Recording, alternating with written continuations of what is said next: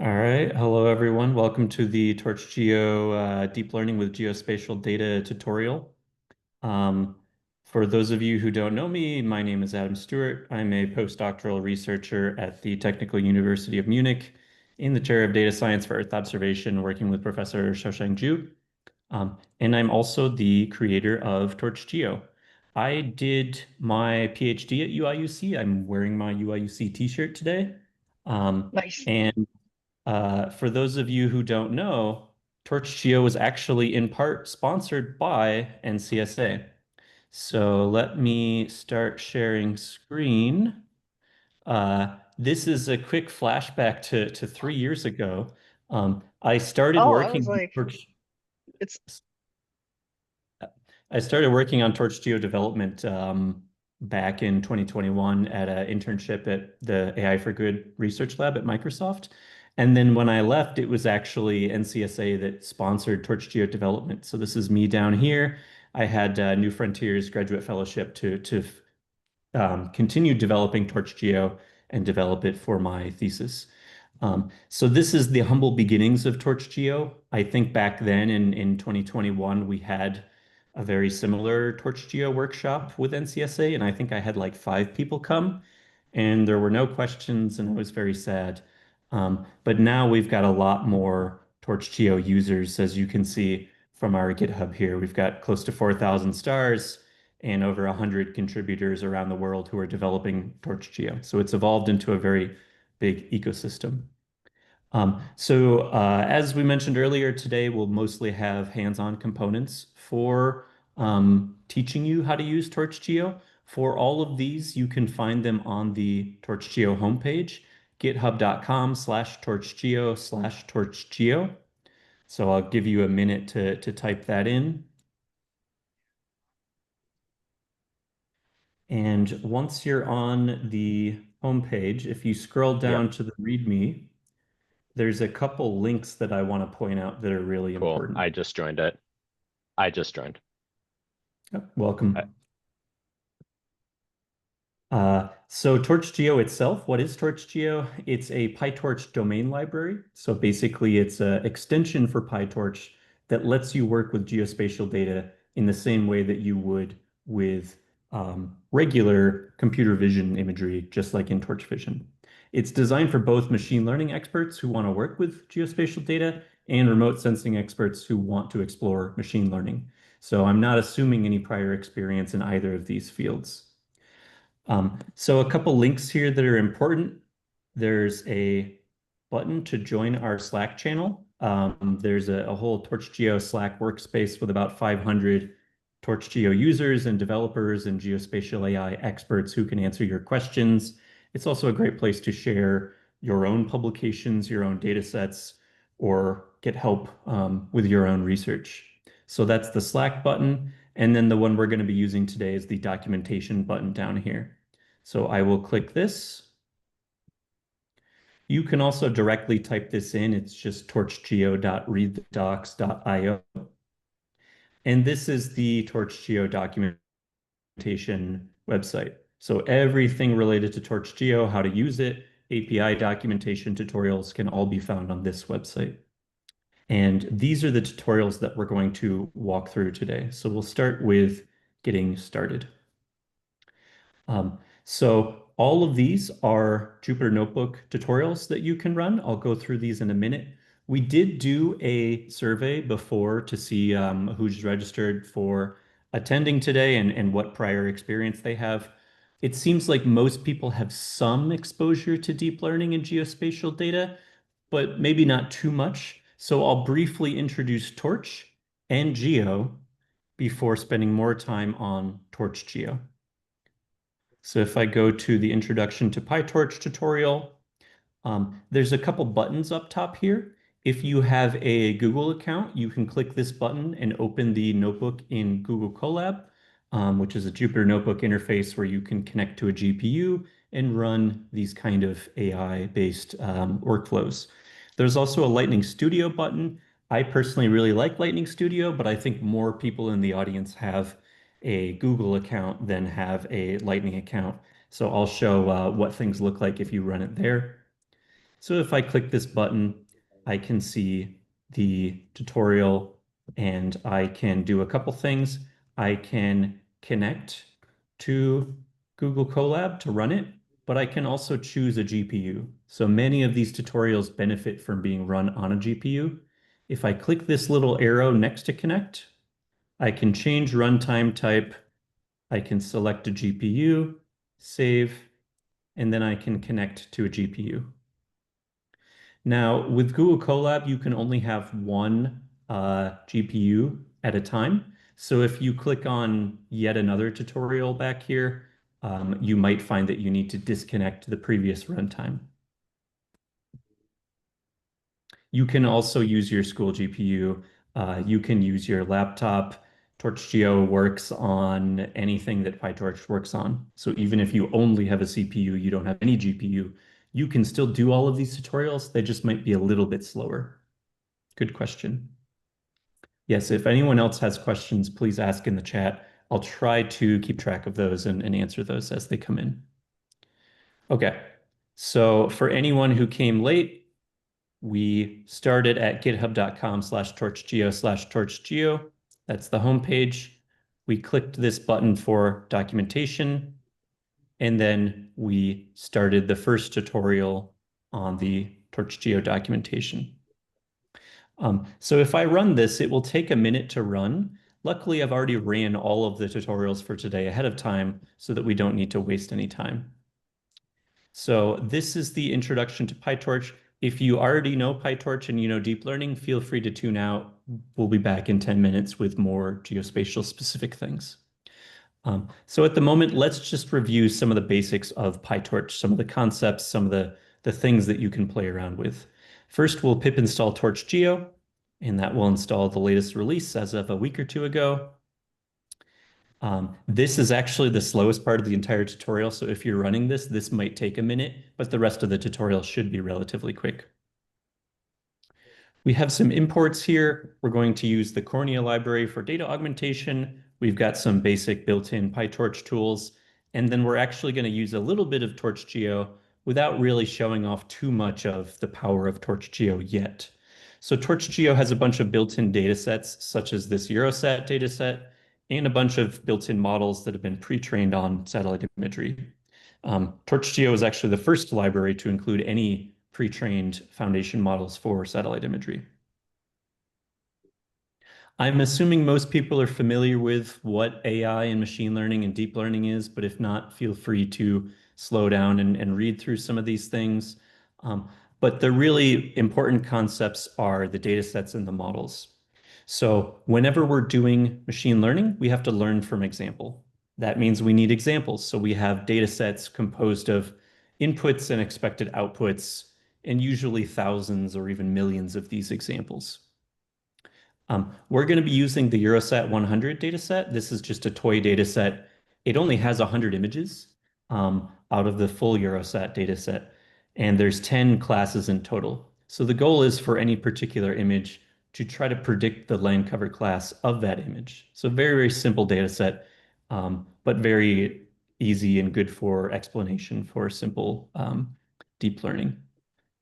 So we can use the dataset data loader that we imported earlier. We can give it a root directory. We'll just use a temporary directory, and we can tell TorchGeo to download our dataset for us. If I just iterate through the dataset, here are some examples of images in the dataset just to see what it looks like. So they're very blurry, low resolution satellite images, and they each have a label of what kind of object is in that image. So our goal is to train a model given an image to predict a class label. This is known as classification. We have trained data sets, we have validation data sets and testing data sets, and TorchGeo has splits for each of these. So you can use one to train your model, another to validate your model hyperparameters, and then to test the model performance on unseen data. Each of these data sets are obviously compatible with PyTorch's built-in data loader class, so I can tell it the batch size I expect and whether or not to shuffle each batch of data in the epoch. We have transforms, both pre-processing transforms, such as normalization to make our data ML ready, and then data augmentation transforms to artificially inflate the size of our data set, things like random horizontal flip and vertical flip. And then we have the actual model itself. So this is the deep learning architecture we're using. We're just going to use a simple ResNet 18. These have been around for many years, but this one's actually trained on all bands of Sentinel-2 satellite imagery. So it's not an RGB image that it's been trained on. It's actually 13 channels of red, green, blue, near infrared, shortwave infrared, etc.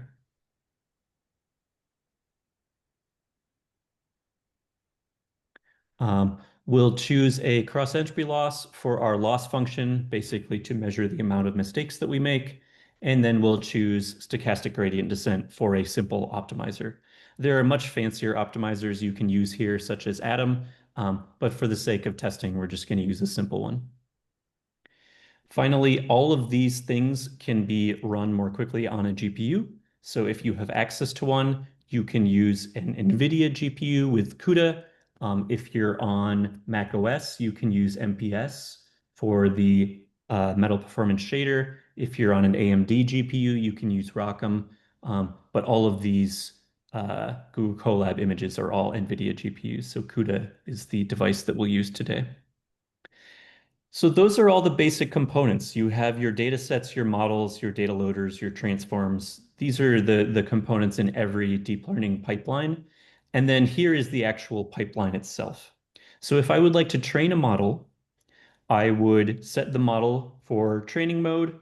For each mini batch in our data set, I would grab our image and label, transfer them to the GPU, do any kind of data augmentation that we need, run the forward pass of the model, calculate the loss or error, the amount of mistake that we made, and then I would back propagate that gradient backwards through the model to update our weights to slowly move in the direction of minimizing those mistakes.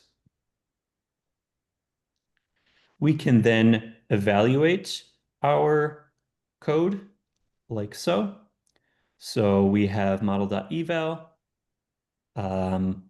torch.nograd because we don't need to keep track of gradients anymore. And then everything else is more or less the same. So for each mini batch, we grab the image and label, any pre-processing, but no data augmentation, make a prediction, calculate accuracy.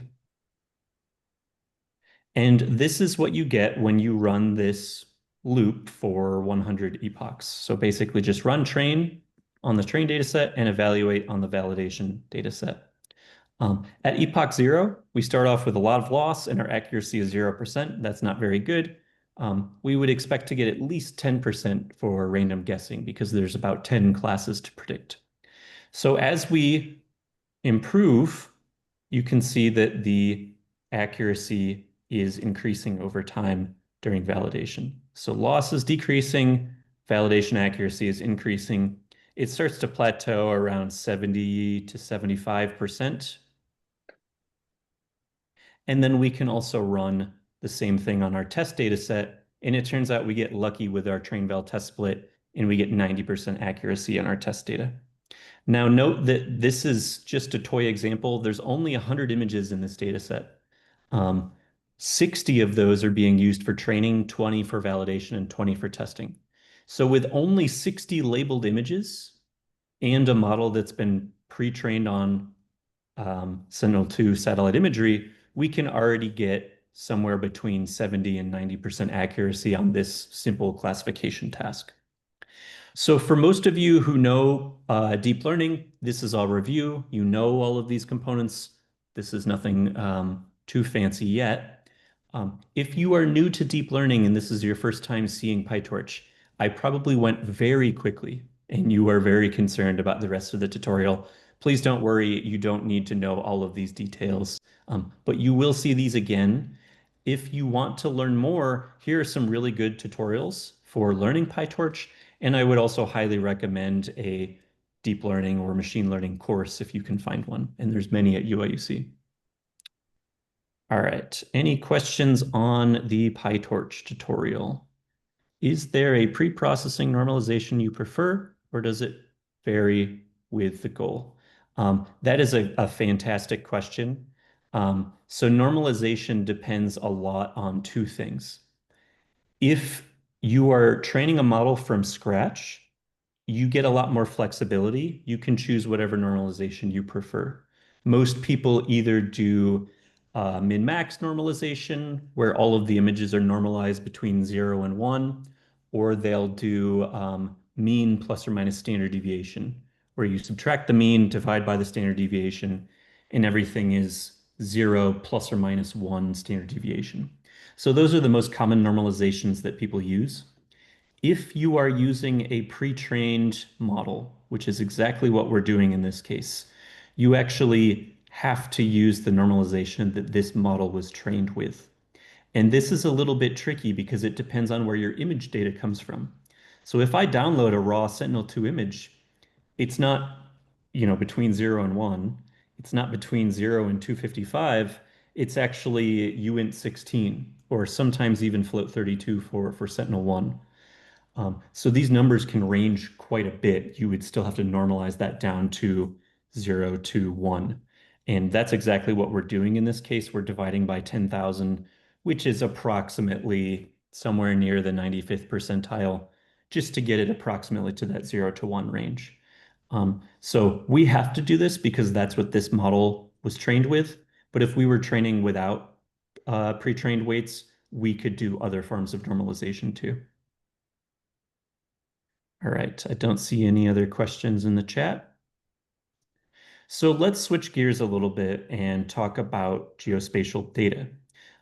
Usually when I give this tutorial to computer scientists and computer vision experts, they say, oh, it's satellite imagery. It's just images, right? How hard could it be to do machine learning and deep learning with image data? We've done that every day. And this whole tutorial is basically me complaining about the complexities of geospatial data. There's a lot of things that make geospatial data really challenging to work with, really challenging to do deep learning and inference on. So, for example, in addition to simple RGB images like you would expect in computer vision, we also have to deal with a lot of other common data modalities. So we might have tabular data, things like weather data, air pollution data, where we only know a bunch of points in space with a latitude and longitude, maybe a timestamp, and then information that we would like to learn from. This is not in a distributed grid-like fashion, so we can't use, your typical convolutional neural network. We have to use things like graph neural networks, but we can work with this kind of data. Beyond just simple red, green, blue images, when you work with satellite imagery or drone imagery, you often find that it is multispectral. So it's not just red, green, and blue, it's also near infrared, shortwave infrared, thermal data, various other things. It's not 3 channels, it's anywhere from 3 to 15 channels or bands of the electromagnetic spectrum. So all of the images we're going to be talking about, think of these in dimensions of channel by height by width, where channel may or may not be 3. It could be 1, it could be hundreds. If you want to go even more extreme, we also have to deal with hyperspectral data. You can think of a hyperspectral satellite as essentially a mass spectrometer flying around the Earth's atmosphere and taking images of the Earth with very minute, very fine-grained information about every single wavelength of the electromagnetic spectrum that a surface is reflecting. So instead of 3 to 15 spectral bands, now we have hundreds, usually on the order of 250 spectral bands instead of your typical RGB image. So this is a common big data problem that you might have to deal with. We don't just have these kind of passive sensors that capture light. We also have active sensors that fire a radar pulse and measure the time that pulse takes to return to the satellite. So radar is quite common. We use synthetic aperture radar, which involves a satellite moving across space and allows you to zoom in with finer resolution. And then you can also take multiple synthetic aperture radar images and do an interferogram of those and get an image like you see below. So these sensors are really powerful because they are emitting their own light source, so they can actually run at night just as well as they do during the day. And the light source that they emit works even during cloudy conditions. So you can see through clouds with these kind of satellites. The downside of this is that the data is really challenging to work with. So it's not an image, it's not an optical information about the Earth.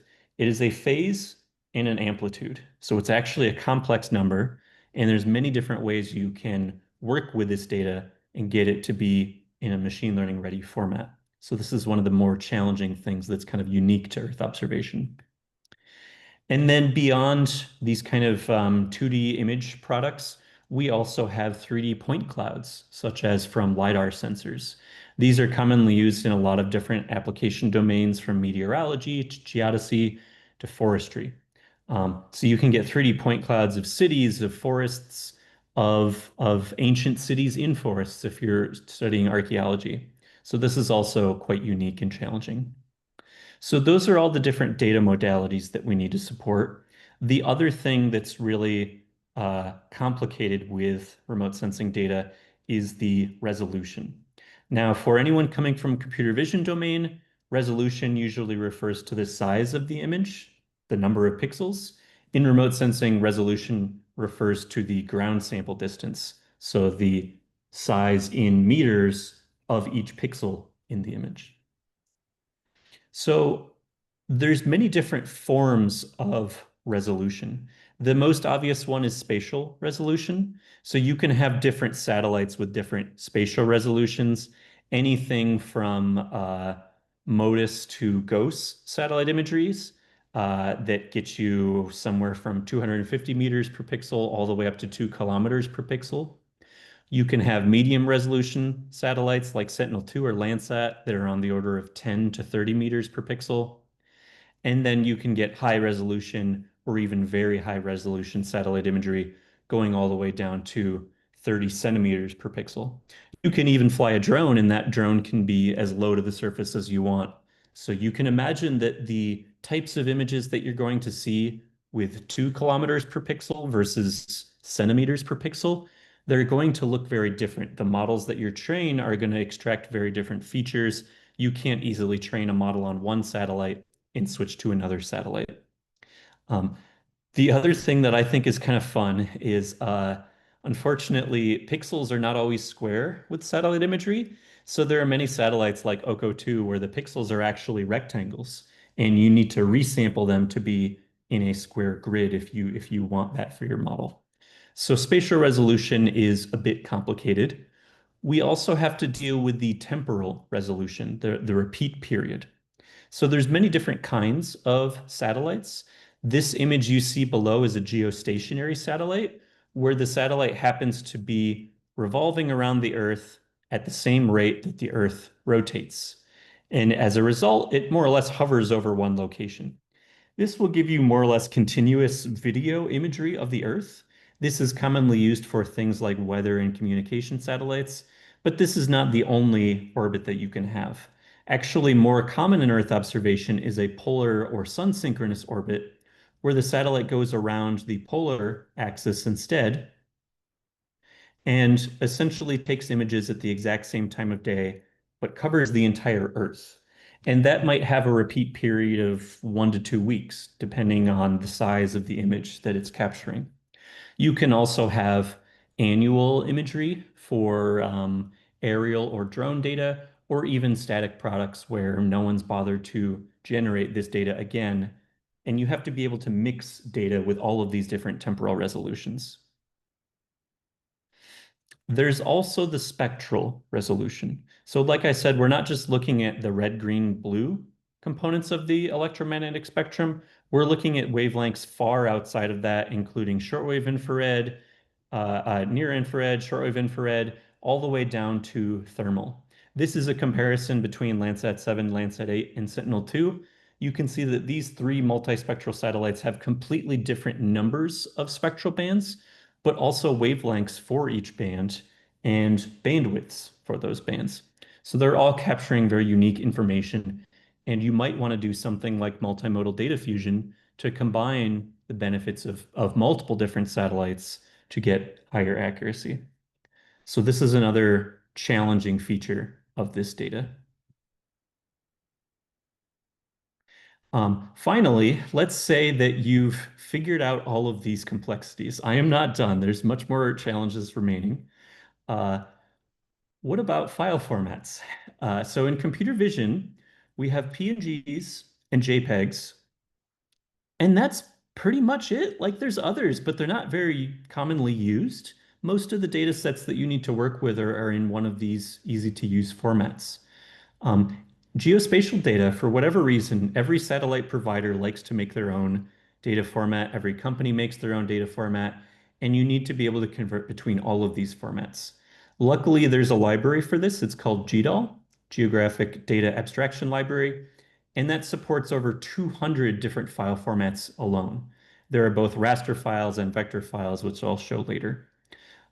In order to work with our data, we first need to reproject it.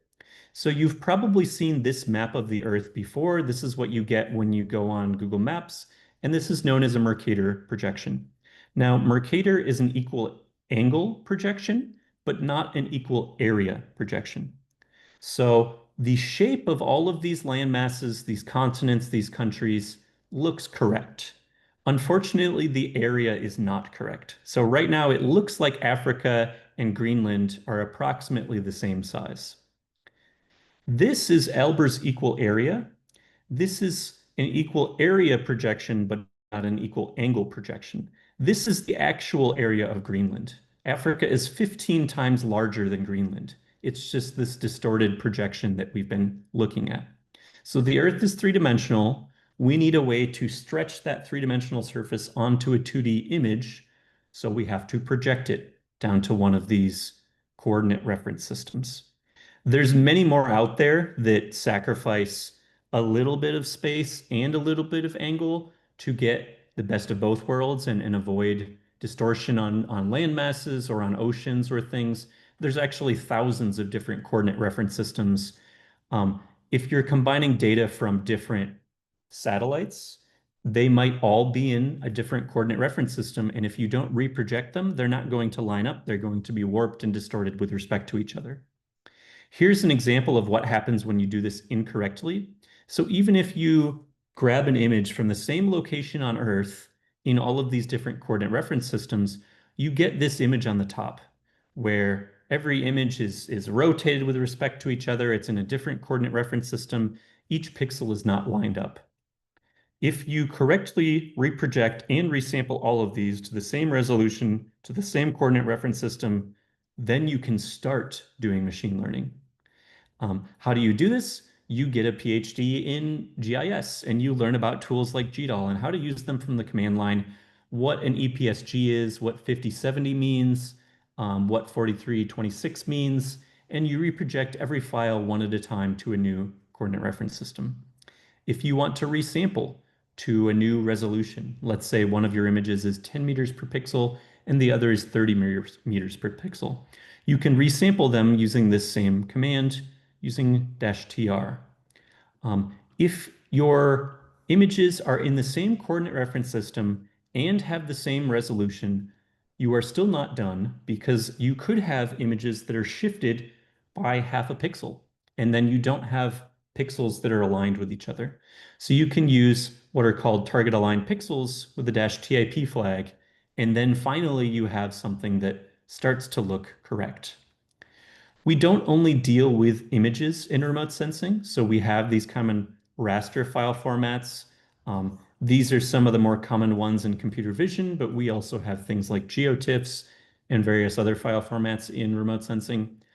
We also deal with vector file formats, things like points, lines, and polygons, things like building footprints, field boundaries, continent or county boundaries.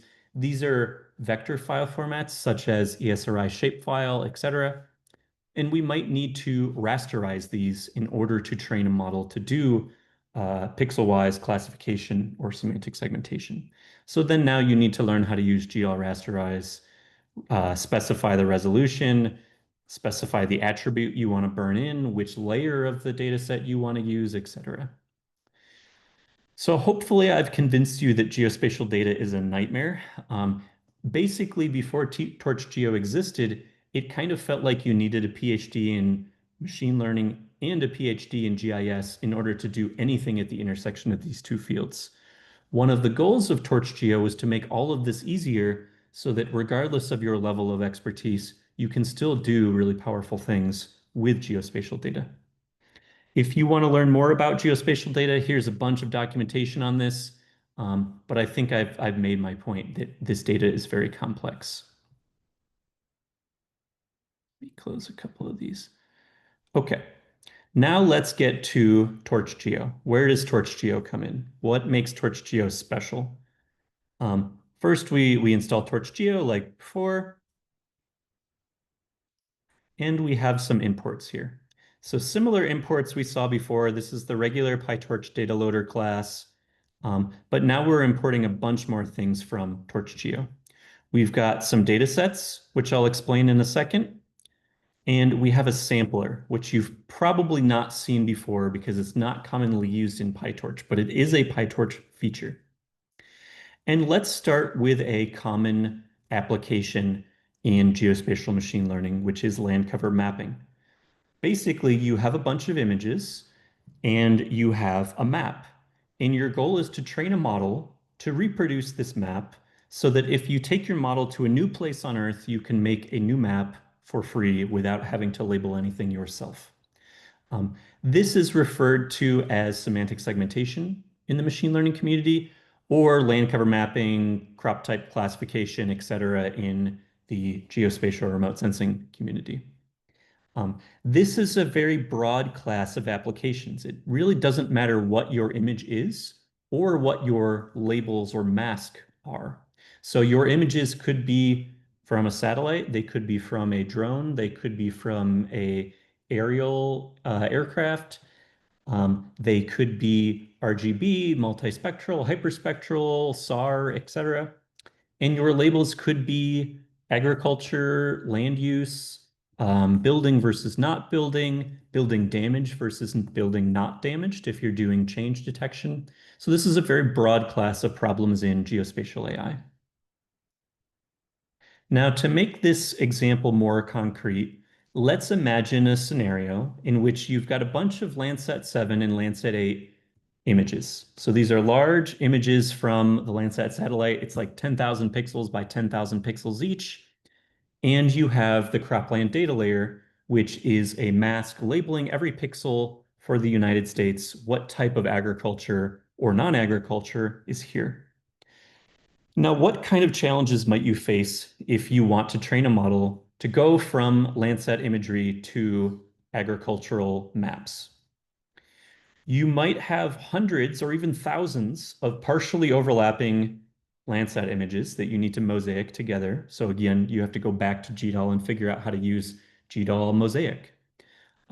You might have a single CDL image covering the entire United States. This is a very large file with many pixels. It might not even fit in memory on your GPU. Neither of these images have the same geospatial bounds, so we can't simply index by pixel coordinates. Landsat is multispectral. Different spectral bands will have different resolutions. So the panchromatic band will have 10-meter or 15-meter resolution.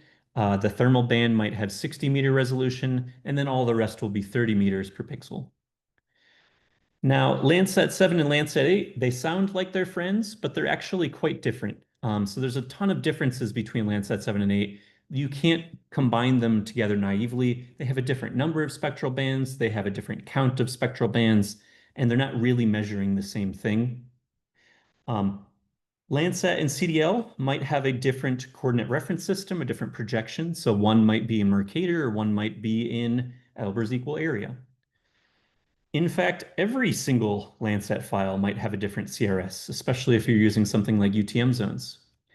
And then, of course, the elephant in the room is always time series. We might have multiple years of input and output data, and we need to make sure that we're looking at matching time spans for all of this.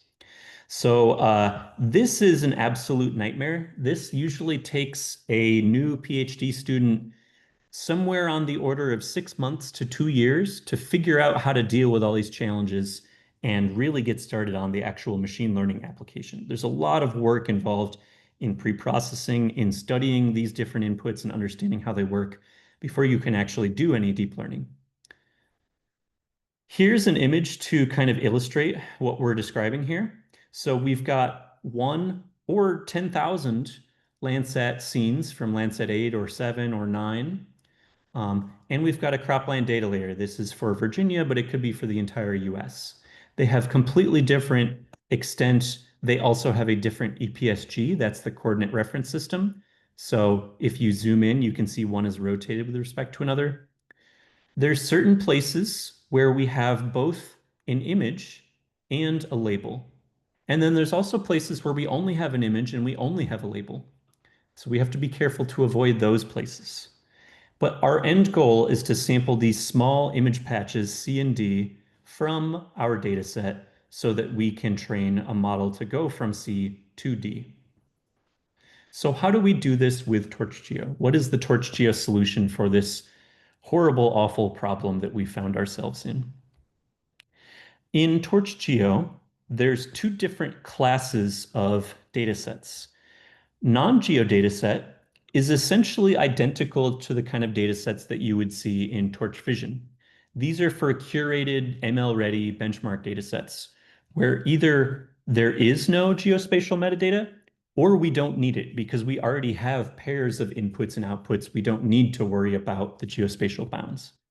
We've already seen this before, the Eurosat 100 dataset that we saw in the first tutorial. That's actually one of these non-geo datasets. So relatively simple to work with. Someone has already done the time-consuming work involved in curating this data set for us. But what if we have these raw raster and vector data layers, such as Landsat or CDL, and we would like to work with them?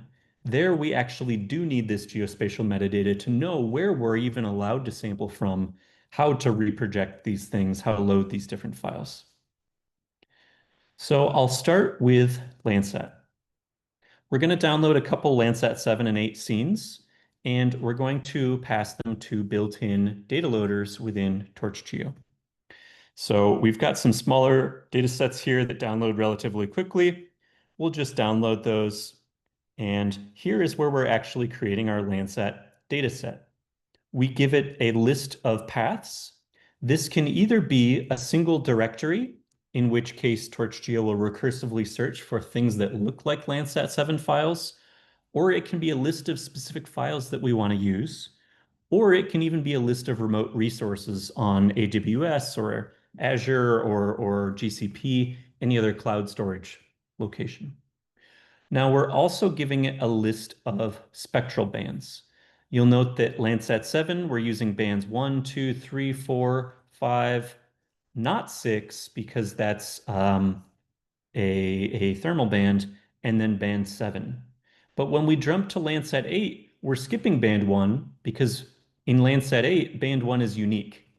So band 2 is actually equivalent to band 1 in Landsat 7. So we've got a little bit of offset due to differences in the satellites, but that's easy to handle. We can tell TorchGeo which spectral bands we want to load. We don't have to load all of them. I will print the data set, and you'll notice here, even though I gave both of these the same directory, we found one Landsat 7 file and one Landsat 8 file. So it knows the difference between the two based on the file name. And also you'll notice that these have different coordinate reference systems. So we can't naively use these as is. We need to reproject this data. We'll do the same thing for CDL, which is the cropland data layer. We will give it a directory and we will download it. And you can see it is in a third coordinate reference system. So this is really a worst case scenario for us dealing with complications of geospatial data. Okay, so this is where the magic comes. The first thing I'm going to do is I'm going to take the spatiotemporal union between Landsat 7 and Landsat 8. And the result is a single Landsat class containing all Landsat 7 or Landsat 8 images.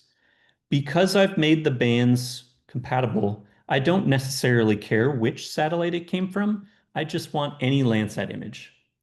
Now, what you can see here is it's converting the coordinate reference system and the resolution of the data to match. Now, just to be clear, it hasn't actually done this conversion. It hasn't used GDAL warp yet, but it has changed the metadata. And when it loads the file, it will use that metadata to reproject data on the fly. So this should take a millisecond because it's not actually doing anything. The next thing we'll do is we'll take the spatiotemporal intersection of Landsat and CDL. And the resulting data set contains all locations where we have both Landsat images and cropland data layer masks. And again, we'll convert our resolution and coordinate reference system to match. And now we have one single intersection data set that contains CDL and a union data set containing Landsat 7 or Landsat 8. Now, how did we do this? This is a little bit complicated, but I want to give you a glimpse into the internals of TorchGeo. What we're doing is we're using a data structure called an R tree to store the spatial and temporal bounding box of every file in the dataset. So we can get the spatial bounding box of each file using GDAL, just grabbing the metadata from the file, and we can get the temporal bounding box from the file name if we know the file name format. And the result is a data structure like this. Now, if I query this with a specific location and time, it can return to me a list of all files that overlap with this query, which is going to be very useful for what comes next. So how do I use this data set? Well, I can specify a image size, either in pixels or in the units of my coordinate reference system, like meters or degrees. But here I'm doing it in pixels. So I want an image that's 256 pixels by 256 pixels. Now, this is where I'm going to wave my hands a little bit. Let's say you happen to know the location you want to sample from. So I would like to sample from this XY location, this longitude, latitude location. And I can get this metadata from something like ArcGIS or QGIS, or using my own GIS background if I have one. But for now, pretend you already know this ahead of time. So this is my Xmin. My Xmax will just be this plus the size of the image, which is 256 pixels, times the size of each pixel, which is 30 meters per pixel. And I'll do the same thing for the y-axis. And then let's say I'm interested in all data for the year 2023. I can put these into a bounding box, and I can index my data set like so. Now, every other PyTorch dataset you've probably ever used is indexed by integer. You say, give me image 123, and it returns image 123. Here I'm specifying a spatial and temporal bounding box, and I'm slicing into my dataset using this. The result is a sample dictionary, and I can plot this dictionary using the same data sets that we saw earlier. So every TorchGeo dataset has a built-in plot method to help you visualize this data in RGB. So here is my Landsat image. You can see it's a little dark, but it's mostly agricultural fields, specifically in Champagne. And then this is my mask. If you've looked around Champagne, you know that it's 99% corn in gold or soybean in green, a little bit of alfalfa in pink, and then the rest of this is mostly grassland or urban areas, but there's not a ton of urban area in downstate Illinois. So this is exactly what we need to train our model. We need pairs of images and masks that have been resampled to the same resolution, reprojected to the same coordinate system, and now we can train a model to go from our image to our mask.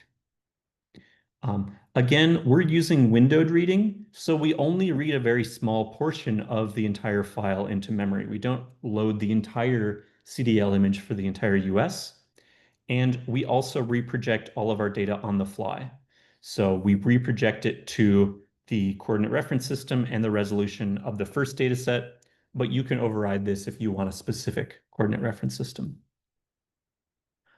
So this is what we need to train a model. We've got pairs of images and labels. The only problem is this magic part, this part where I waved my hands a little bit.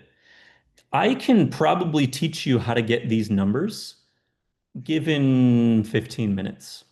But what if I want to train a model and I want millions of image pairs? No one wants to sit here and grab these numbers for millions of images. So is there a way that we can automatically generate these bounding boxes? PyTorch has a concept of samplers. By default, the samplers built into PyTorch you don't even think about, you don't even see, because they just generate a random number. It might be random during training and then sequential during testing, but it's just a single integer. We need to generate our own custom TorchGeo samplers to generate these geospatial bounding boxes. TorchGeo has built-in samplers for random sampling, which is really useful at training time when we want to maximize the diversity of the data set. And then we also have gridded samplers where we don't want to do things randomly. We actually want to do things in order to ensure that we don't miss any locations and we don't do any locations multiple times. So we can take our random geosampler class, we can give it our data set so it knows where it's allowed to sample from, locations where we have both an image input and a label output. We can tell it the size of each image we want, and then we can also tell it the length of each epoch. So technically, you could generate infinitely many random samples from this particular intersection up here if you just shift by 1 pixel or half a pixel or a tenth of a pixel. We don't really want that. We want to do a specific subset. So we'll say 1,000 per epoch. We can do the same thing for grid, give it our data set, give it the size. We can even specify the stride that we use for our sliding window. So we don't have to jump by exactly one grid cell. We can allow a little bit of overlap if we want to avoid edge artifacts and stitch the results together. And then finally, this crazy geodata set that we constructed and this crazy geosampler we constructed, these are completely 100% compatible with the built-in PyTorch data loader class. So I can say, here's my data set, here's my batch size, here's my sampling strategy, here's my collation function, and then all of a sudden, I can copy and paste every other line of code from my previous PyTorch tutorial, and everything just works. And all it really required was basically one line of code for Landsat 7, one line of code for Landsat 8, one line of code for CDL, one union in one intersection. So that's maybe 5 lines of code in total. Then we define our sampler. That's one more line of code, maybe 2, and our data loader, and that's it. So you can take an existing PyTorch workflow that works for you, an existing tutorial that works for you, and replace 5 lines of code with a different kind of data set.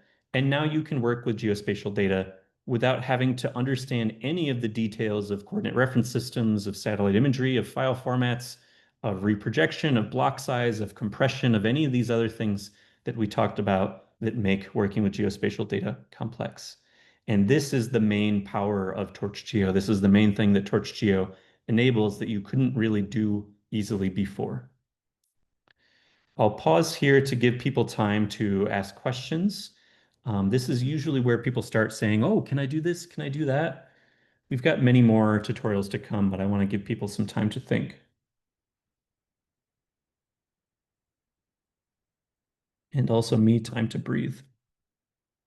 The data loader can be directly added as a training data set for a neural network. Correct. So I can go back to Introduction to PyTorch. We saw this data set here, Eurosat 100. Pretend this is Landsat 7 or Landsat 8 and CDL. That's the only thing that changes. This is our data loader. This is our transforms, our neural network model, etc. And then this is how I combine the two. So for every batch of data in the data loader, train the model. So that's how you would combine these. So it's completely compatible with all of this code that I just showed you.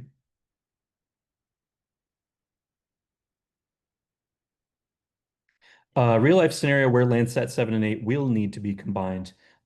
There's this little thing called clouds. And unfortunately, if you look at satellite imagery of the Earth, about 75% of the time, the Earth is cloudy, regardless of where you are. Some places are cloudier than other, uh, but that's the average. So if I'm interested in studying a particular location on Earth, and I want a time series of data, and I want as much data as possible, I have to use multiple satellite sources. It might not be Landsat 7 and Landsat 8. It might be Landsat 8 and Sentinel-2. But there's many times when you want more frequent or higher resolution data. You may also have situations where you want to do multimodal data fusion. So you have Landsat 8 and you have Sentinel-1 SAR data. And now you want to use both. And then the SAR satellite works at night or even when there's clouds. The Landsat 1 gives you very different information than the SAR one. Can we use this data mosaic and data loader from the data set from our local drive? Yes. So you can use it with data that is on your local disk. It will recursively search for files with the directory you give it, or you can use it with cloud data. It doesn't matter where your data is, it should all work. If I have some latitude and longitude coordinates, can I sample the corresponding values from the image collection? Yes, exactly. You can do one. That's exactly what I did right here. This is in units of UTM zones, so it's in meters, not lat long, but you could warp this to EPSG 4326, which will allow you to directly use latitude and longitude coordinates instead. Does TorchGeo allow for download and use of harmonized Landsat Sentinel data? We try not to specialize too much in download. There are many curated ML datasets that can be automatically downloaded, but for the most part, downloading satellite imagery is complex enough. There are other really good Python libraries you can use for downloading. But we do have built-in data loaders for Landsat, for Sentinel. Harmonized Landsat Sentinel is just a subset of those, so it's relatively easy to do. Are there any difficulties, considerations for doing analysis with on-the-fly projections? Are there ways to transform into the projection first, or do you think this is not an issue? That is a fantastic question. So for those of you with GIS experience, who know how to use GDAL, who know how to use ArcGIS, you can reproject all of your data beforehand, and TorchGeo will respect that. And as a result, you don't need to reproject your data on the fly, which makes things significantly faster. So reprojecting is actually a very slow process. If you don't know what you're doing and you naively use TorchGeo, it will work, but it will be slower than you would get if you know how to reproject your data beforehand. If you look at our first TorchGeo paper, we actually benchmarked that, and you can see how much faster it is to do random loading from cogs that haven't been reprojected versus ones that have been reprojected, especially when you add in things like GDAL caching. Great question.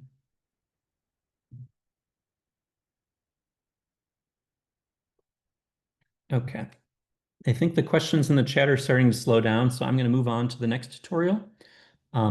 So if you go back here, these were the first three getting started tutorials. Remember, we're at torchgeo.readthedocs.io.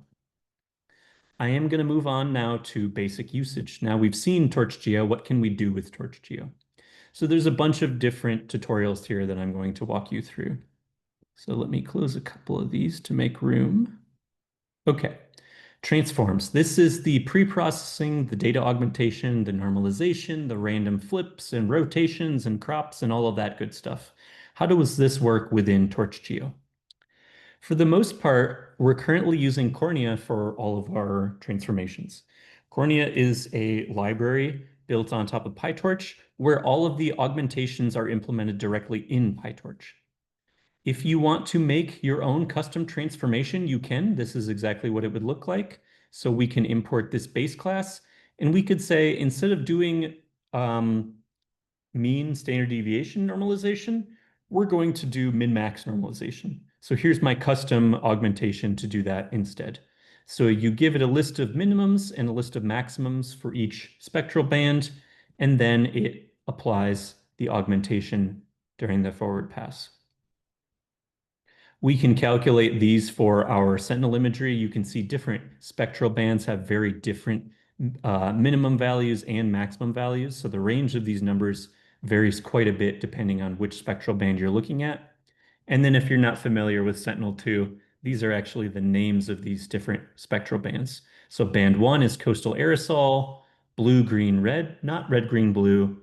And then we've got red edge, near infrared, shortwave infrared, etc. I'm going to use the same Eurosat 100 dataset that we used earlier, and I'm going to show you how to apply these augmentations.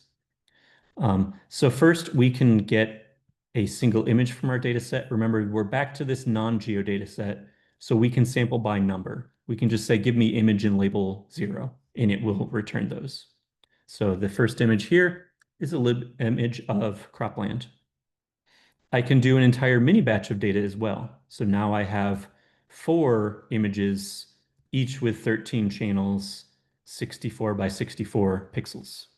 And these are the labels for those. So water, forest, river, and cropland. I can directly call my min-max normalize. Here I instantiate it. I give it my minimums and maximums. And then I just pass my input, my image and label sample through this transformation. Now, another cool thing about cornea augmentations is that if you give it an image, it will work directly on the image. But you can also work with multiple at the same time. So here we have one transform, min-max normalize. Here's another one for calculating NDVI, which I'll explain a little bit later. So we've got 2 different types of transforms, and we would like to apply both. We can use either an NN sequential or a cornea augmentation sequential and chain together all of our operations. So we're doing a min-max normalization and we're calculating all of these spectral indices. We can take a batch of data and we can pass that entire batch of images through the transform all at the same time. So instead of doing one image at a time, now we're doing all of them at once. With augmentation sequential, if we have an image and a mask and bounding boxes and other different types of output formats, we can work on all of them at the same time. So if we're doing something like random cropping, we want to randomly crop our image, but we also want to randomly crop our mask and our bounding boxes in the same way. Otherwise, the resulting image doesn't line up. So now we're doing normalization.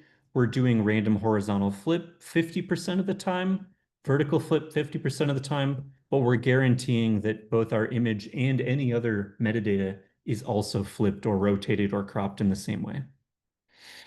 Now, we're running this on Google Colab. If you correctly changed your runtime type to a GPU, then you can actually measure the difference in performance here. We have just an old Tesla T4 GPU. It's probably shared with other users as well. But I can benchmark the difference in time for all of these different augmentations when run on the CPU and when on the GPU. And what you find is that on the CPU, these take about 13 seconds, but on the GPU, they only take 2 seconds. So because all of our augmentations are implemented in PyTorch, we can run these augmentations on the GPU, and they're significantly faster than doing them one at a time in a for loop on the CPU. And then you can visualize what some of these look like, but this isn't as interesting as the next one. So I'll jump to the indices and show you some more details of this. So if you're coming from a remote sensing background, you're probably quite familiar with these things called spectral indices. I would consider this to be basically a classical AI technique for feature extraction. So before we had these fancy deep learning models that could learn features to extract themselves, we had to basically invent our own, usually some kind of a mathematical normalization between 2 or more spectral bands. So this is a particular image from our Eurosat dataset. It's a highway. And you can see there's agricultural fields around it, but it's kind of blurry. There's a lot of colors going on. It's not easy to um, measure different qualities. I can use something like the normalized difference vegetation index, where I'm taking the near infrared band, subtracting the red band, and then dividing by the sum to normalize it. And I can get a new map, basically a heat map showing me which fields have the highest biological productivity, the highest amounts of photosynthesis, the most happy and successful cropland, or places that I might need to water more because they have a water shortage or a fertilizer shortage. So this is really, really useful for agricultural applications, and it's just a very simple calculation. There's many other of these as well. So this is the normalized difference water index. This gives us a measure of water, both water bodies and water in soil and plants. So we can see which fields need water, which fields don't need water. And then normalized difference built up index. This measures built up infrastructure like roads and buildings. And you can see those very clearly here as well. So I don't typically use these kind of spectral indices in my deep learning pipeline. I usually allow the model to extract the features it thinks is valuable. But if you want to reproduce an existing geospatial workflow where you do rely on these spectral indices, TorchGeo has 10 or 12 built-in spectral indices, and we're happy to add more as well. So I'm seeing a few questions in the chat here. Will this be recorded and posted on YouTube? I think someone is recording this. I'm told that we're recording, and it should be up on YouTube or some other platform. We do have a TorchGeo YouTube channel that I plan on sharing this on if it's on YouTube. So check out there. Does TorchGeo do anything with cloud masking? We try not to, and we do that on purpose. So cloud masking is typically something that is very time consuming to generate cloud masks. We can directly work with the cloud masks that come from the USGS, NASA, ESA, et cetera, and we can use those directly in our pipelines, but we try not to regenerate cloud masks directly. You can train your own model to predict cloud masks, and we have many different data sets for training those kind of models, but we don't do it on the fly because it's very slow. So usually that's something that you should do as a pre-processing step or just download it directly from your satellite image provider. Does TorchGeo deal with thermal data? Yes, it's loaded just like any other spectral band. Um, it's going to be quite different, so it's going to have very different means and standard deviations. But once you normalize it, the model knows of the data from there just like any other spectral band. So it's not doing anything fancy, but it does handle thermal data. And yes, if you're looking for the notebook, if you go to torchgeo.readthedocs.io and you click on basic usage, we're currently on spectral indices for people who came late. Can you apply the bitmap classifications in TorchGeo? Yes, you would probably write your own custom transform, basically to replace those with NANs. NANs typically become quite a problem for most deep learning models. So you might need a custom loss function that ignores NANs. Otherwise, your output will be NAN.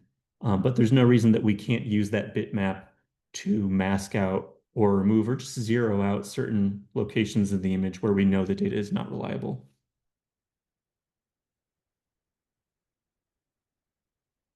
Okay, moving on. This is my favorite one because this is also another one of the things that makes TorchGeo special and unique. Um, you saw in the earlier tutorial, I was able to train a deep learning model, which deep learning is famous for being very, very data hungry. I was able to train a deep learning model to do land cover classification with only 60 labeled images. How did I do that? I did that using a pre-trained model or foundation model. So TorchGeo is the first deep learning library to have models pre-trained on multispectral imagery, and we have more than all other geospatial libraries combined. We have over 120 or 130 built-in pre-trained model weights for everything from Sentinel-1, Sentinel-2, Landsat 4 through 9, NAPE, drone imagery, and then just general multimodal foundation models that can support any number of inputs with any number of spectral bands, things for SAR, things for multispectral, things for hyperspectral. So this is really the magic that allows you to get good results quickly. You don't have to train your model from scratch anymore. You can take an existing model that's been pre-trained on satellite imagery using something like self-supervised learning, and you can directly make predictions using those pre-trained model weights. I will again install TorchGeo, and then I'll show you a couple imports. We actually already saw these in the first PyTorch tutorial, but TorchGeo has a bunch of built-in models, including ResNet 18 and 50 pre-trained model weights. I can look at these model weights. So this is all bands of Sentinel-2 pre-trained using the MoCo self-supervised learning strategy. And then we also have weights if you're only interested in RGB. Now, I don't know why, but computer vision people really like to throw away all of the useful near infrared and short wave infrared data and just use RGB weights. You should basically never use these. But if you don't know what you're doing, we do have them and you can use them. Just don't do it. Use all bands. All bands are always useful. The more data, the better. Now, every one of these weights, this is actually an enum. So we can look at the metadata stored in this enum. For example, if we look at our all spectral bands weights, we can find the URL that it's going to download from. So it downloads from Hugging Face and the TorchGeo account, and it is this specific model with this specific hash and checksum. Um, it was pre-trained on the SSL4EO S12 dataset. It has 13 spectral bands, specifically these ones. So note that we have band 8 and then 8A. 8A is not at the end, so that's something that changes once in a while. And if you want to learn more about this specific pre-trained model, read this paper. Here's the GitHub repository where it came from. So there's a lot of metadata that we're keeping track of for these weights. We can do the same thing for our RGB model.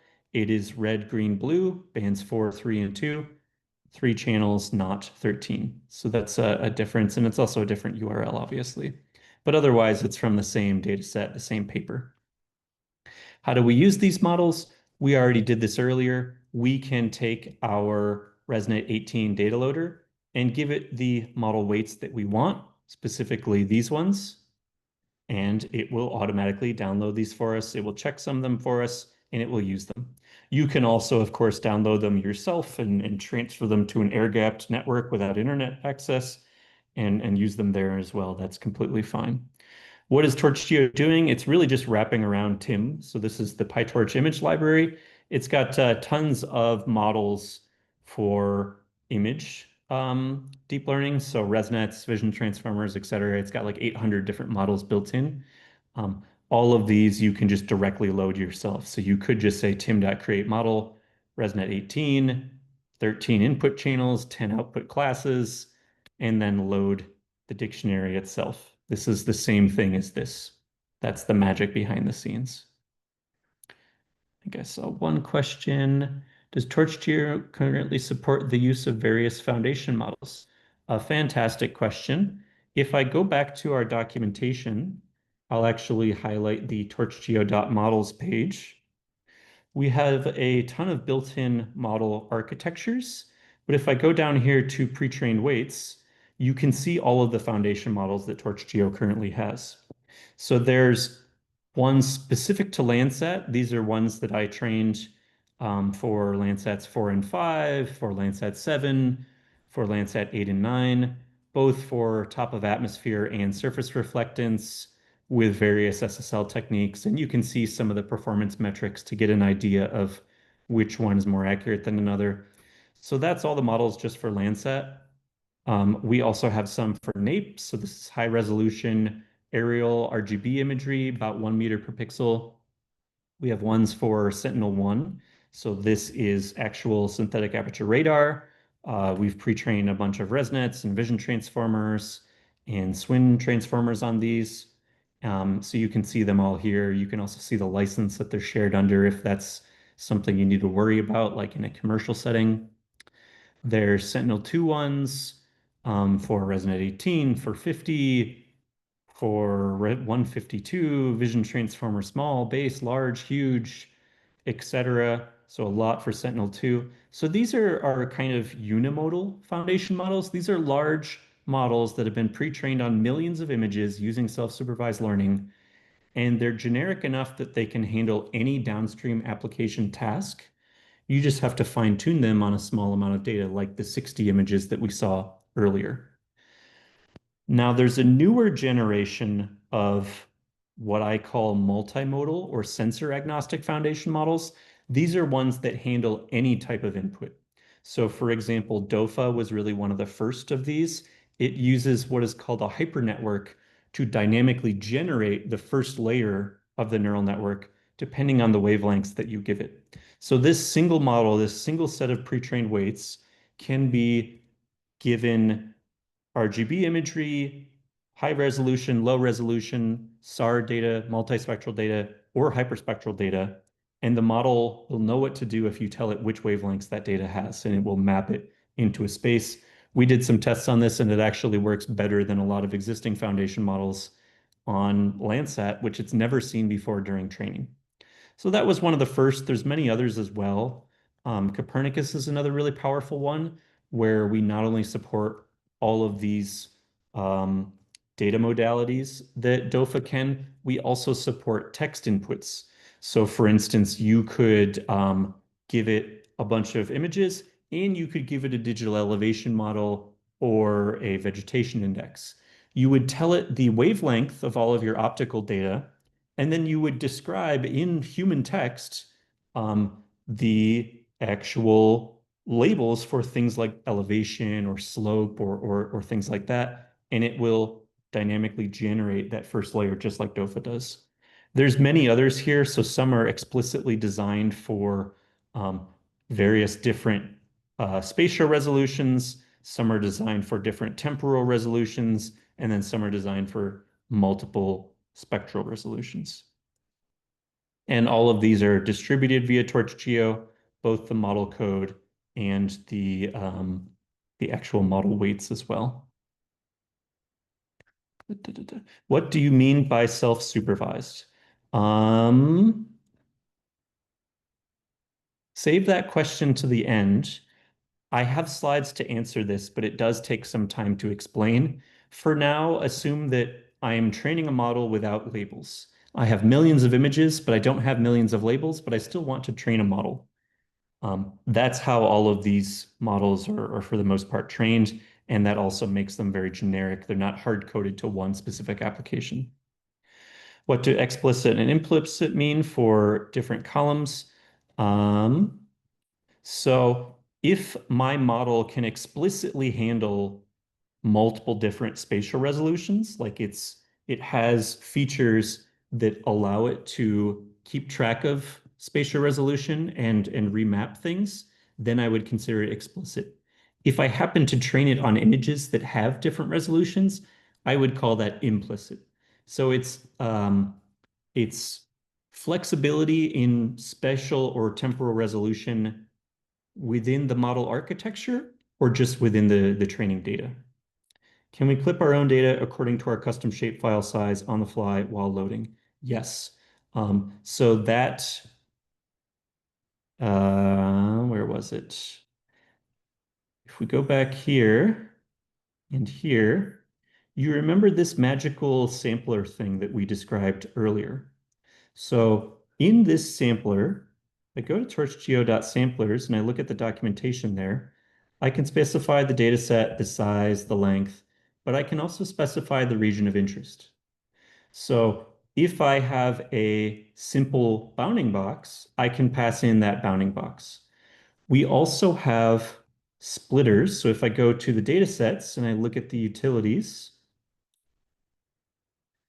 and I slide down the chat, there's a bunch of built-in functions for chopping up the data using random bounding boxes that are assigned or split, grid cells that are split, so you can overlay a grid cell over your Mosaic, and you can chop it up into train val test. So that's another thing. And you can also do time series splits. And then what you're asking is really, how do I do this with an arbitrary shapefile? So this is not supported in TorchGeo yet.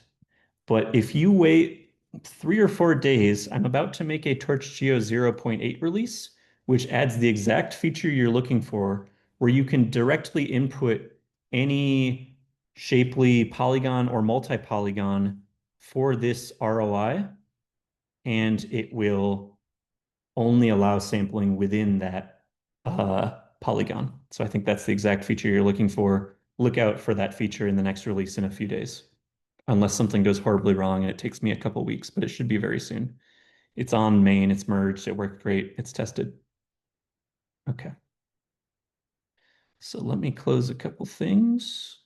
I'm glad we're getting all these questions. The last time I gave this tutorial with NCSA, I got 0 questions for the full 2 hours, and I like cried myself to sleep because no one was interested. And this time we have so many people who are actively participating, so this is great.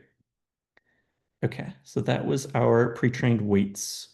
Now, another hot topic these days, in addition to foundation models, is embeddings. The idea behind embeddings is you can actually, without training your own deep learning model, you can use the output of someone else's deep learning model directly to quickly learn features. Now, what are embeddings? They're actually just the output of a foundation model. And guess what TorchGeo has 130 of? Foundation models.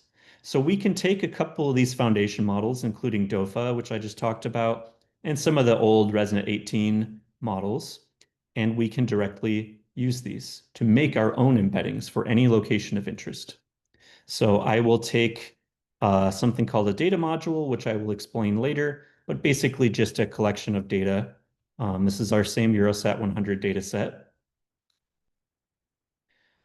I can get our model. This is a DOFA. DOFA stands for Dynamic One for All model. We get a DOFA multimodal foundation model. It's based on a VIT base size, patch size 16, and then 224 is the internal encoding size, if you know what these things mean. And it's also trained using masked autoencoding as the specific kind of self-supervised learning, but I know I haven't explained that, so don't worry about that. I'm going to normalize my data. So again, divide by 10,000, subtract by 0. That gets us in that range of 0 to 1 approximately. And then I'll resize everything to be 224 by 224 patches, which is what the VIT expects. Download my model weights, about 425 megabytes. It's quite a large model. And this is our embedding function, but you should see that this looks quite similar to that inference function that we used for testing in the first tutorial. So for every mini batch in the data set, grab our image and our label, send the image to the GPU. I think we're actually doing that twice. We don't need to do it twice, but I'll fix that later. We apply our data augmentation transforms. That does the normalization, anything else you want. And then we basically just run the model forwards. Now, DOFA is special because you don't just give it an image, you also give it the wavelength of your spectral bands. So here we're just using the RGB bands, but we could use all bands. And we save them. We just convert them to NumPy and we save them for later. And now that we have our predictions, we haven't trained anything. We've just loaded an existing model and generated a low dimensional representation or embedding of an image. With that, we can train a simple k nearest neighbors classifier to do the same kind of prediction that we want to do. And we get 60% accuracy, which is pretty decent for just working with raw embeddings and not fine-tuning anything in the model architecture. We can do the same thing with our ResNet model. We don't get as good accuracy, but you can play around a little bit with the normalization and things like that to get more accuracy. I don't think this is conclusive proof that one model is better than another, but the DOFA one is certainly newer and trained on more data. We don't have to use k-nearest neighbors. We can also use things like PCA to do low dimensional representations. This would be the low dimensional representation of our data set. There's not a ton of data points here because it's a very small data set, but you do start to see that certain things like forest tend to be clustered together in these embedding representations. So it is clear that we are extracting some meaningful information, although this data set is quite small, so it's not really easy to see the full representation. So these are some of the pre-trained models and foundation models built into TorchGeo and some of the embeddings that you can generate with them. Now, there's one more major thing that I want to discuss before we start kind of wrapping up the tutorial. We still got another half hour, but I want to make sure we spend some time on this. I mentioned earlier when I showed you the TorchGeo documentation, the GitHub, that the goal is to make it easy for machine learning people to work with geospatial data. I think based on the tutorials you've seen so far, we can check this box. This is relatively easy to do. We don't need to understand the details of geospatial data to do machine learning with that if we use TorchGeo. But what about this other bullet point? Have we really made it easier for remote sensing experts to work with machine learning? Well, we've got rid of the thing that they know best, but they still need to understand all of the complexity of machine learning and deep learning. So how can we make their lives easier, make it easier to do deep learning without worrying about all of these details of optimizers and loss functions? This is where PyTorch Lightning comes in. So PyTorch Lightning is a high-level wrapper on top of PyTorch, very similar to Keras being a wrapper on top of TensorFlow, if that makes any sense to you. So what we're going to do is we're going to do the exact same thing that we saw in our first tutorial, and we're going to do it in 5 to 7 lines of code. So first I install TorchGeo and some other dependencies. We have some imports here that I'll explain in a second. So in PyTorch Lightning, there are 2 different concepts that are introduced. The first is what is called a Lightning data module. Now we've got data set, data loader, and data module. You should be getting confused about right now. That's okay. The data set we saw is how do you load a single image. The data loader is how do you load an entire epoch. So what is a data module? A data module is basically a collection of everything involving data. So it includes our data sets and our data loaders and our train validation test split and our samplers and our data augmentation, our pre-processing. So anything and everything involving the data is combined into one single reusable data module. This also involves things like downloading the data, pre-processing the data, any other steps that you need to run. So in approximately 1 line of code, I can say, this is my root directory where I would like to store my data. This is the batch size I would like to use for each mini batch. This is the number of workers I would like to use to load my data in parallel, and I would like you to download the data for me. But importantly, all of the other things like the augmentation, the train val test split, that is built into the data module and it is reproducible. So if someone else runs the same data module, they will always get the same train val test split that you have so they can reproduce your research. The other thing that PyTorch Lightning introduced is what is called a Lightning module. This is a collection of everything and anything relating to the model. So what type of model architecture, which model weights, the number of input channels, the number of output classes, anything relating to the optimizer or the loss function, and also anything required to train or validate or test the model. So the same kinds of functions we saw earlier for running the training loop or the testing loop, that's all built into this Lightning module.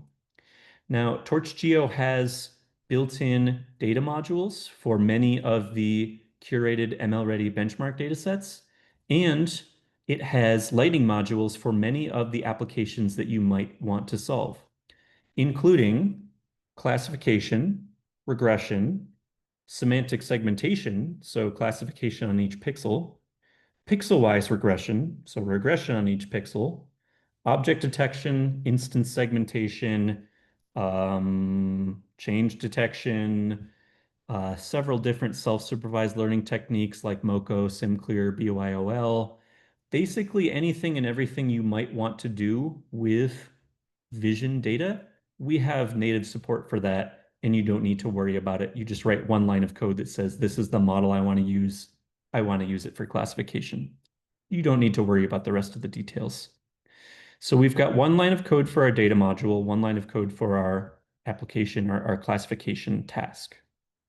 The other thing that PyTorch Lightning introduces is various logging utilities and callbacks. So for example, let's say I want to save my model every 5 epochs so that if my computer dies or my GPU instance on Google Colab dies, I can restart from my last checkpoint. I can add a built-in model checkpointing callback. If I want to use early stopping, where I stop training the model once it stops learning, I can do that. If I want to log my training progress to TensorBoard, I can do that. And it's just 3 lines of code, one for each. And then all of these things can be combined together using what is called a trainer. So this encapsulates everything and anything involving the training procedure, such as hyperparameters, the minimum number of epochs, the maximum number, the logger, the callbacks, how often to do logging, and many other things. So that's our 3rd line of code approximately, because these ones are all optional. And now that I have my data module up here, I have my Lightning module here and my trainer here. I can combine these just like you would do in scikit-learn. I would say, given this model and this data set, train. And it does. It fits the data to the data set, and it even does validation accuracy for us. And it computes validation accuracy over 37 epochs. Then it decides training accuracy has plateaued. We don't need to continue anymore. We can directly log all of these things to something like TensorBoard, and you can visualize different images during the training process. You can see the correct label and the predicted label and see when they start to match. You can see various different accuracy metrics that are calculated, how they change over time. If you do multiple different training runs, you can see the different comparisons between them to do hyperparameter tuning. We can also calculate our final test accuracy using the same workflow. So now we're able to reproduce all of that complexity of deep learning using only 5 to 7 lines of code, depending on how many fancy features we want to plug in. Is it possible to use TorchGeo for 3D CNN with hyperspectral data? Yeah, why not? So we are already loading hyperspectral data. We have hyperspectral data loaders. You can select 10 or 20 or 250 spectral bands and load them all into a batch by channel by height by width data cube.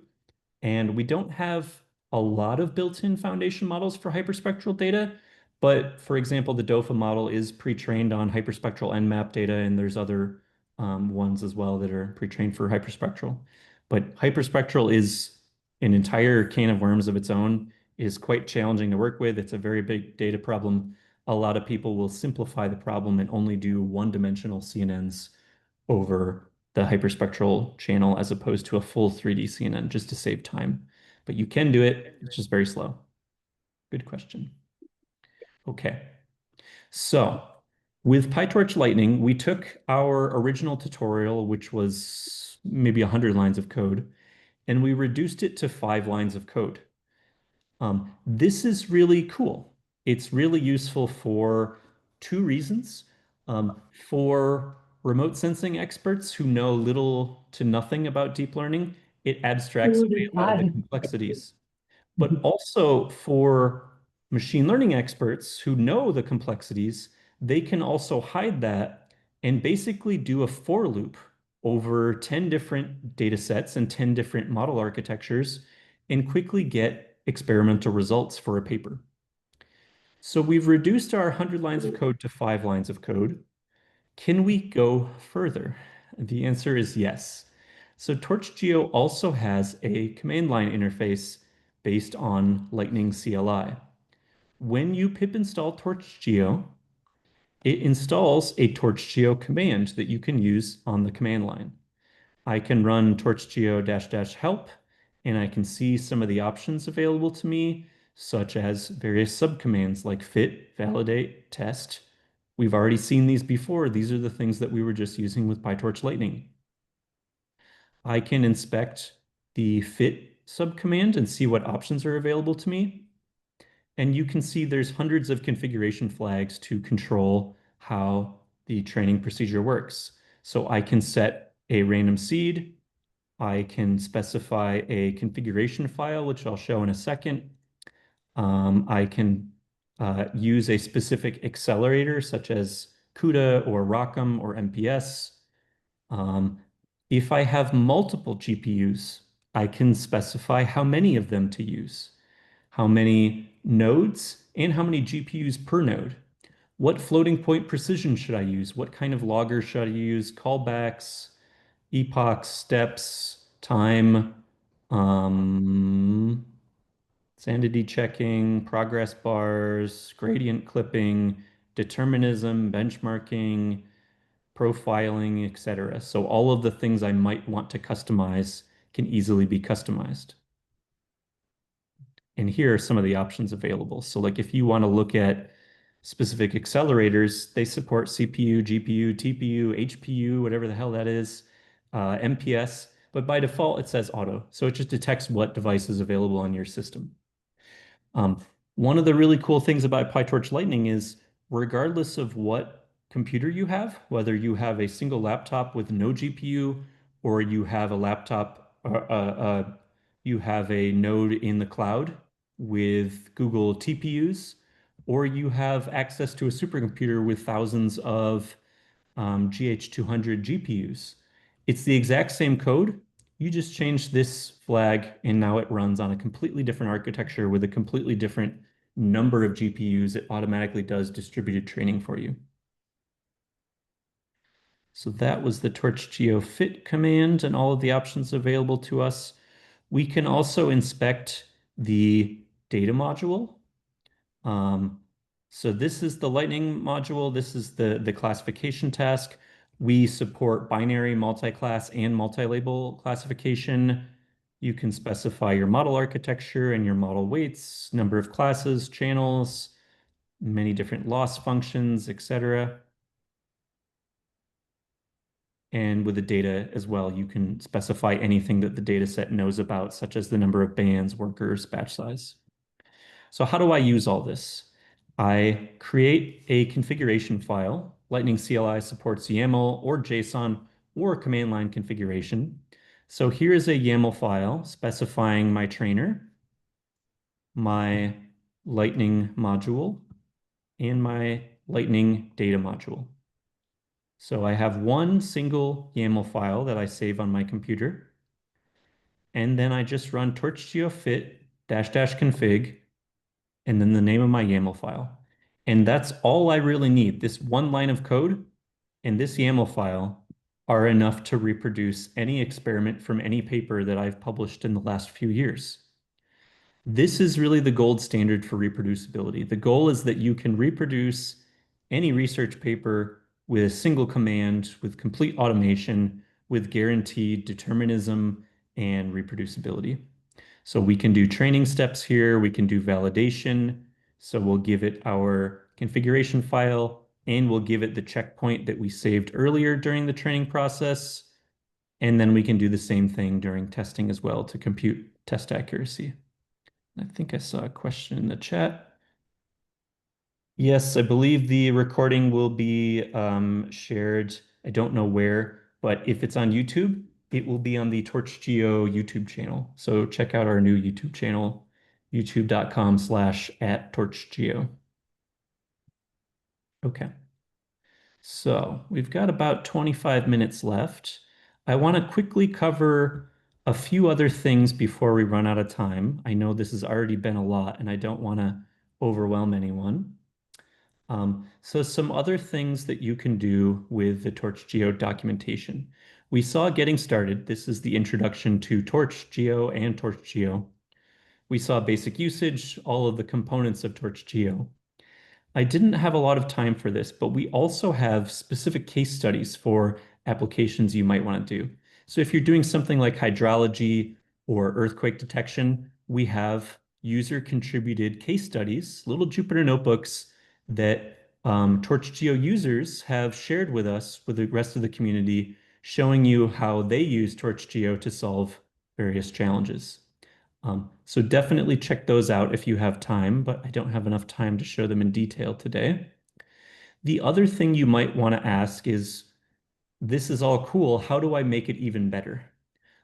So you can write your own custom data sets if TorchGeo does not already have a data set for you.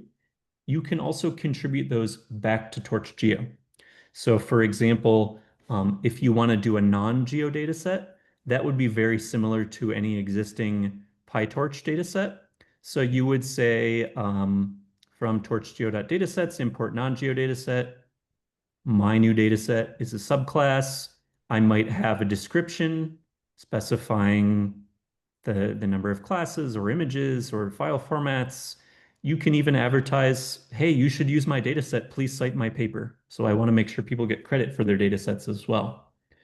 You have an initializer, which controls the customization options. So the directory where it lives, maybe the splits that are available, whether or not it supports automatic downloading. You specify the size of the data set, how to get image 123, and how to plot image 123. And that's basically it to add your own new non-geo data set. One question on Lightning modules. Does it choose the best model for your data, or do you still specify that? You can basically give it 20 different models and then ask it which one did best, and it will tell you which one did best. But you still have to pick the 20. It doesn't automatically try every model. There's just too many. Good question, though. Okay, so this is how to write your own non-geo data set, but that's pretty standard. That's the same as the rest of PyTorch. This is how you write your own custom geo data set, and specifically for a raster data set. So I've explained some of these differences before, how these data sets work. I will install TorchGeo as usual. I've got a bunch of imports here. I'm going to download a bunch of Sentinel-2 images from Microsoft's Planetary Computer. So these are large, real image products. And I'm going to show you how to write your own Sentinel-2 data loader. Now, TorchGeo obviously has its own built-in Sentinel-2 data loader, but if it didn't, this is how you would write it. When you define your data set, you can specify a bunch of different class attributes, such as a glob that lets you find files. So all of our Sentinel-2 files start with T and end with underscore 10 meter. So that's easy. We can separate it from other non-Sentinel-2 images. A regular expression that it lets you extract things like band or date. The format of the date, such as year, month, day. Whether it's an image or a mask. So there's many different types of raster data sets. The data type, which defaults to float32 for images and long for masks. But you can change that if you want to do something like pixel-wise regression where the target should be float32. You can specify resampling. By default, we're using bilinear for float and nearest neighbors for int, but you can use Lanczos or any other resampling method that GDAL knows about. Whether each band in the image is listed as a separate file or whether they're combined in one file. All of the spectral bands for multispectral images, and then which bands of those are RGB only. So then my entire definition for a Sentinel-2 data set would look like this. This is what my file names look like. This scary looking regular expression lets me extract the date and the band.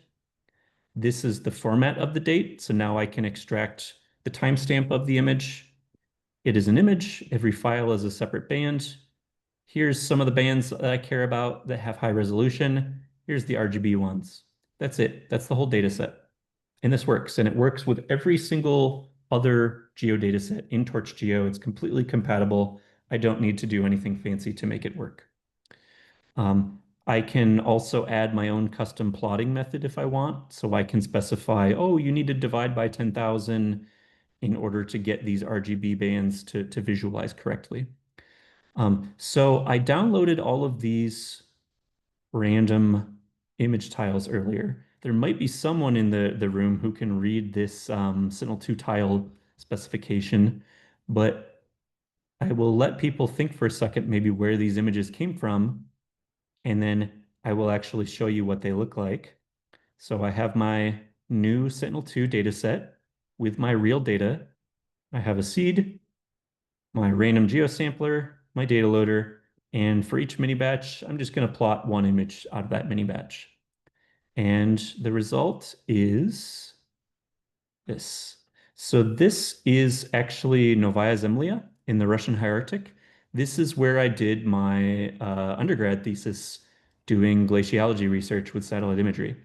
So you can see a bunch of different glaciers in this region. It's very beautiful. Okay. And you can make these fancier. You can add custom downloading support. You just need to add your own init. But if you don't have that, the default init works great for this. And that's how you write your own geodata set.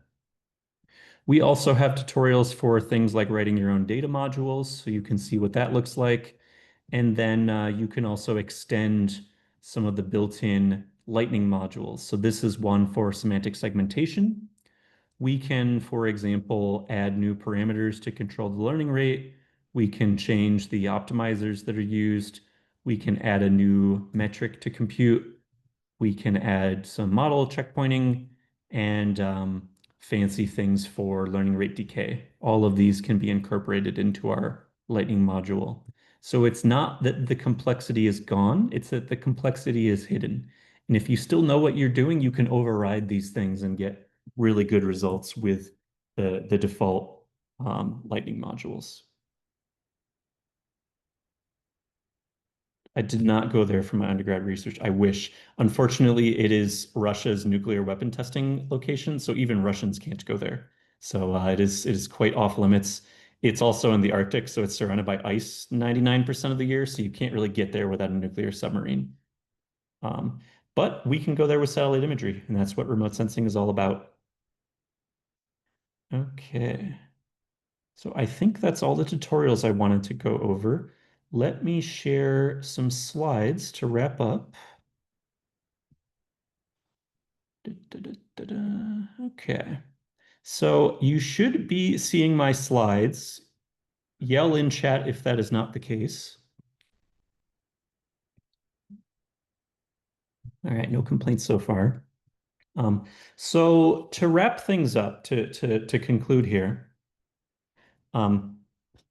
TorchGeo is not just a research project, it's an actual software library. It's something that we've been developing for almost 5 years now. Um, as of course, with any software library, the code itself is not the hard part, it's the testing. So we have unit tests that run on every single commit. We have integration tests that run on every release. We test Python 3.11 through 3.13. I'm currently working on 3.14 support, but Raster.io needs to make a new release. We test on Linux, Mac, Windows, anything we can get our hands on. And most importantly, we have 100% test coverage. Every single line of code in all of TorchGeo has a unit test for it, which, if you know anything about software engineering, that is quite rare. We also have documentation that I've shown you quite a bit of, where we have API documentation, we have our tutorials. Those tutorials are also tested. So we do test all of these tutorials you just saw on every release. And then, of course, we have contribution guides if you would like to contribute your own data sets, your own foundation models, and share them with the rest of the world, make them easy to use for other researchers. You can easily install TorchGeo with pip install. There's a bunch of optional dependencies for data sets or models that you can also install. You can install with pip, Conda, SPAC, any package manager you can think of, really. We started TorchGeo in 2021, so a little over 4 years ago. And compared to when we started, we've actually made a lot of progress toward easing this geospatial AI domain. So we have 100 built-in curated ML-ready benchmark datasets, And we have 30 uncurated raster and vector data layers that you can use interchangeably. We've got 120 built-in pre-trained foundation model weights, and we have PyTorch Lightning integration. We have pretty widespread adoption at this point. So we've got close to 4,000 stars, close to 500 forks, and 110 contributors from around the world. As of last month, we just had our 1 millionth download, and we're currently on track for another 300,000 downloads per month. So we're still in the middle of that exponential growth phase. And then TorchGeo is used and developed by researchers across government, academia, and industry, including some of these places that you may or may not have heard of. I just talked to a Nobel Prize winner from NASA JPL that's using TorchGeo in his work as well. So pretty much everyone is using it when they can. It just makes your life easier. And then you can focus on the hard part, which is the actual science. You shouldn't be focusing on the software and the pipeline. Let me do that for you. Um, and I mentioned this earlier with some of the history of TorchGeo.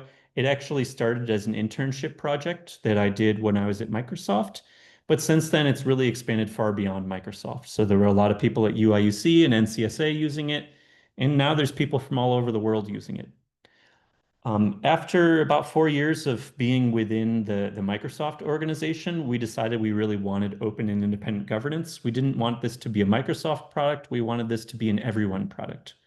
So we decided to make our own organization, the TorchGeo organization. We have our own independent technical steering committee to make decisions, maintainers that manage software and releases. We have antitrust policies, code of conduct, trademark policies, etc. The current technical steering committee is made up of all of the TorchGeo maintainers. So there's me and Niels from Technical University of Munich, Caleb and Anthony from Microsoft, and then Isaac and Ashwin from various startups that rely on TorchGeo. But we would love to have all of you join as well. So we have public meetings every month. If you join that TorchGeo Slack workspace that I shared earlier, there's a technical steering committee channel that's open to the public. And we meet once a month on Zoom, the first Monday of the month, to discuss what's happening with TorchGeo, what features we need to focus on, when the next release is going to be, what data sets we want to adopt, etc. So this is something that I think everyone can and should take part in. You don't need to be technical. We would love to have more data experts, more geospatial experts who can tell us whether or not TorchGeo is actually easy to use or what else we need to add. What is happening for future work? I briefly mentioned that there's going to be a TorchGeo 0.8 release in a few days, hopefully, if all things go well. At the moment, we're focusing on adding full and complete time series support to TorchGeo. So TorchGeo has always been great for 2D image data, but it has kind of lagged behind for working with time series data. So this includes everything from 1D time series, like air pollution, univariate or multivariate data, to 3D time series, true satellite image time series, where you have two or more images in a time sequence and you want to make predictions about natural disaster damage or long-term crop yield, things that really require a temporal component, all the way to 4D weather and climate forecasting, where you're actually modeling the entire atmosphere within a TorchGeo model. So we've been working really hard on adding time series support for TorchGeo. This next 0.8 release is going to add full support for change detection. And it also changes a lot of the internals of TorchGeo, specifically that R tree that I mentioned earlier, to make it better handle time series information.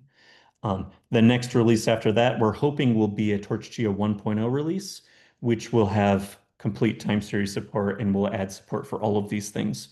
We've already added a lot of time series foundation models, including weather and climate foundation models like Aurora, and we're planning on adding more and better support for using these. The other thing that I'm working on is I actually have an army of master students working for me right now who are working on finding ways to make TorchGeo better in these low code, no code environments. And the idea we have is, can we actually bring some of these foundation models from TorchGeo into ArcGIS and QGIS platforms that a lot of researchers are familiar with? So you can directly interact with your foundation model in a language modeling sense where you can actually talk to it and say, here is a satellite image, label all of the agricultural fields.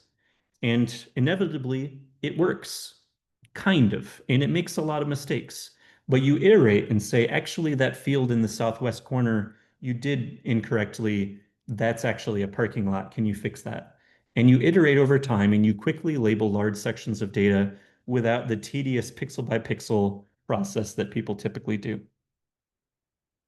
So that's everything I have for you today. We've got about 10 minutes left for questions. I'm happy to explain more about self-supervised learning because that's more closer to my research domain. But a couple other things that I wanted to shout out quickly. Um, this tutorial will be uploaded to YouTube. There is a TorchGeo YouTube channel, so I'll quickly show that. youtube.com/@torchgeo. At the moment, you might notice I'm actually uploading all of my lecture slides here. So if you're interested in learning more about AI and machine learning and Earth observation, I teach a course here at TUM.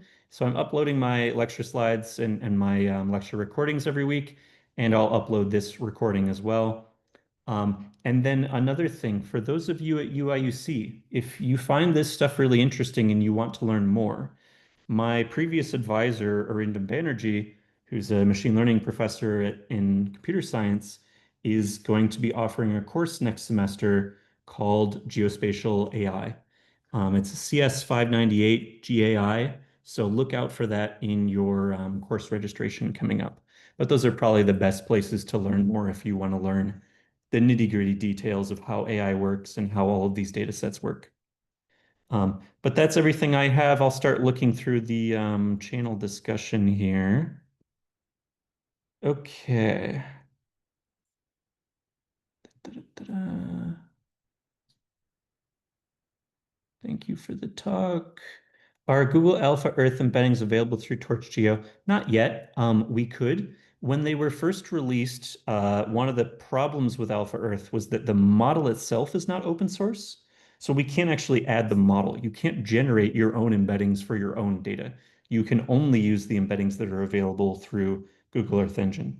But I think within the last week or two, Google actually released the embeddings on Hugging Face. So you can directly load them with a TorchGeo raster data set. At some point, someone will probably contribute a data loader, and it could be one of you. Remember, there's 110 contributors from around the world, and they're mostly PhDs and postdocs and master's students and undergrads who are using TorchGeo for their own research and want to have an easier way to work with this geospatial data. Yep, someone wants to use this for wetland mapping. Great. I think we have a couple data sets that might be useful for that, but I would love to have more. Can you get a copy of the slides? I can give you a copy of these slides if you want, but the lecture recording is also going to be on YouTube, so that might be even easier. Thanks for the talk. Yes, there are some master students who would love to look at TorchGeo plus GIS plus wetland mapping. Master students here at least are very good at working for free because they get course credit and they are happy with that. PhD students, you have to pay. So if you're interested in funding or if you have extra funding for PhD students, our lab has about 50 of them just for my advisor. So we've got a lot of students working on a lot of projects related to that. I don't know if we have someone specifically for wetland mapping, but we have a lot of people in forestry, a lot of people in flood mapping. Course number again, it's CS 598 GAI. So in computer science, we have these 598 courses that are basically experimental courses, and everyone gets to make whatever they want. And my advisor is making a geospatial AI course where he'll teach classical machine learning methods such as Gaussian processes and Kriging, all the way up to TorchGeo and deep learning, all the way up to generative AI for super resolution and weather modeling and anything else that you can dream of. So that'll be a really exciting course. I think I'm actually going to attend myself for a couple lectures. Any other questions? We have 4 minutes left. I'm all ears.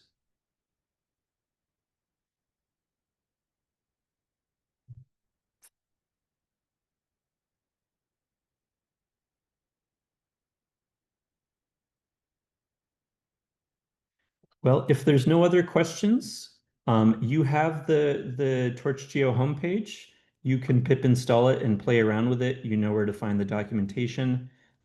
Also, definitely consider joining that Slack channel. There's, like I said, 500 other GeoAI researchers who would love to help you use TorchGeo for your own research. I constantly ask questions there like, how do I load this file format? What is this weird projection? What is going on with this one dependency that keeps changing versions quickly? Um, you can also share your memes there. You can share your papers there, whatever. It's a pretty big community. We would love to grow it even more.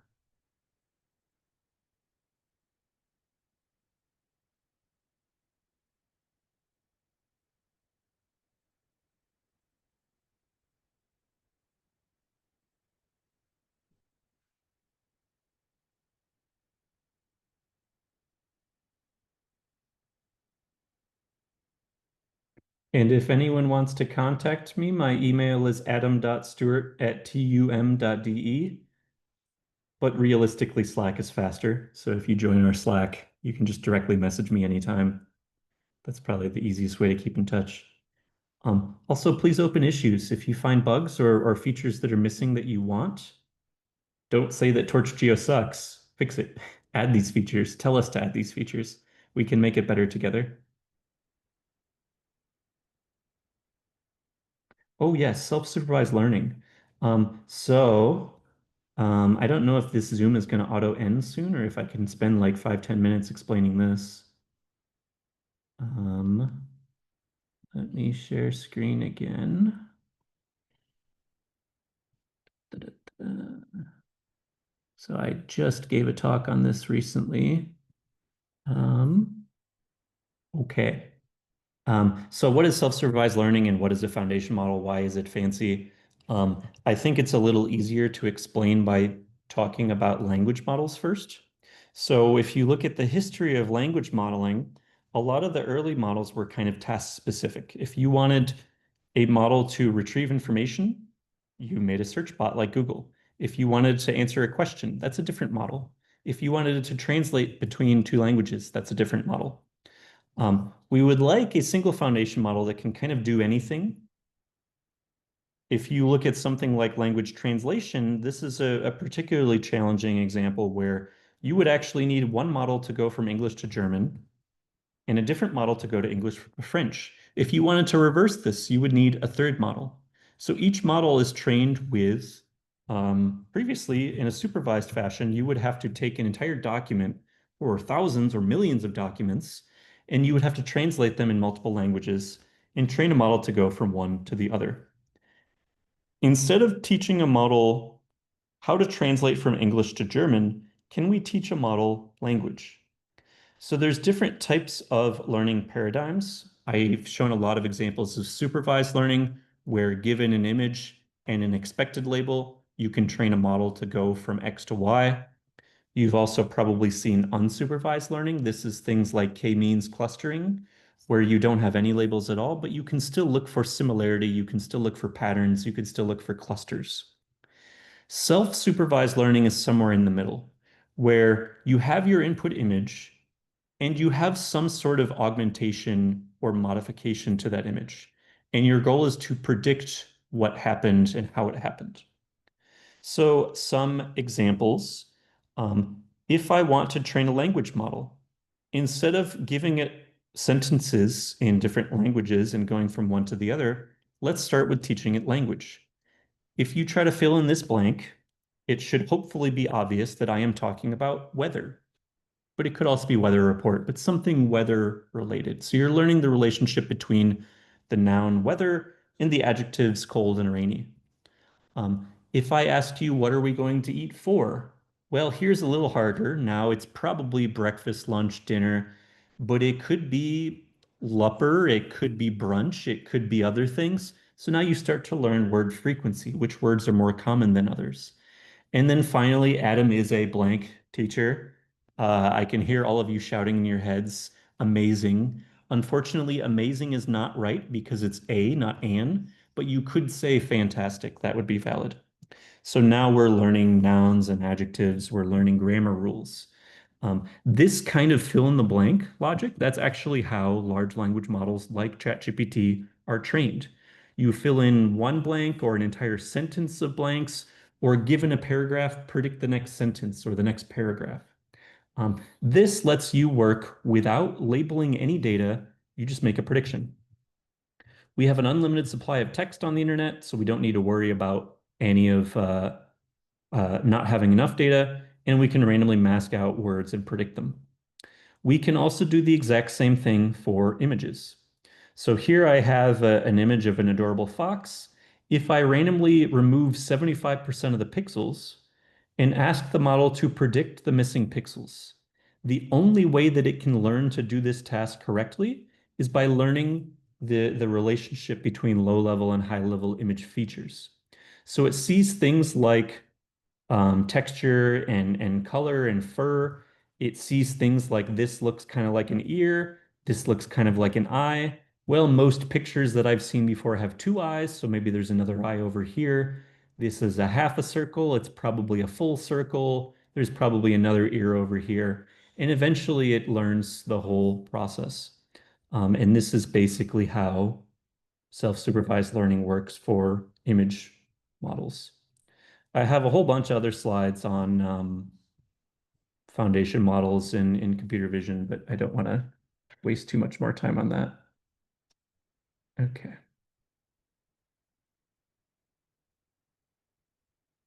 Any other questions before I go to sleep? It is 10 p.m. in Germany. Time to relax. If not, I'm really happy that everyone came, and I'm glad we had such a good turnout. And yeah, let's make geospatial AI fun together.